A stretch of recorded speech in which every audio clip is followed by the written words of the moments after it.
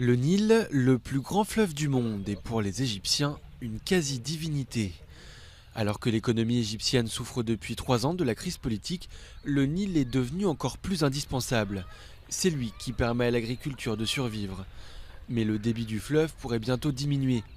En amont, l'Éthiopie prévoit la construction d'un gigantesque barrage hydraulique. Un projet controversé qui suscite l'inquiétude des fermiers égyptiens. Cette eau est un don de Dieu, nous l'utilisons pour irriguer nos champs, nous l'utilisons pour tout. Maintenant, si les Éthiopiens construisent ce barrage, nous ne sommes même pas sûrs qu'ils vont continuer à nous approvisionner en eau, peut-être qu'ils vont tout garder pour eux. L'Égypte aurait beaucoup de mal à se passer du Nil. Le pays en tire 90% de son eau.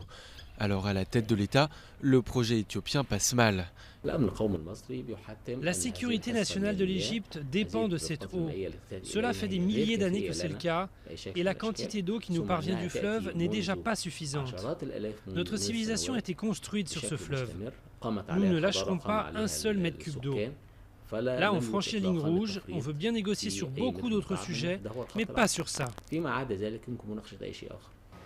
De l'autre côté de la frontière, les Éthiopiens aussi veulent leur part du gâteau. Avec une population encore plus importante qu'en Égypte, ils veulent faire du Nil un outil de croissance. Le projet de barrage s'appelle la Grande Renaissance. La mise en route, prévue pour 2016, devrait permettre au pays d'entrer dans une nouvelle ère énergétique. Pour rassurer leurs voisins, les autorités éthiopiennes assurent que les infrastructures n'affecteront pas l'accès à l'eau côté égyptien. Mais dans la campagne Kérot, les fermiers ne croient pas à ces promesses. Ils s'inquiètent déjà pour l'avenir.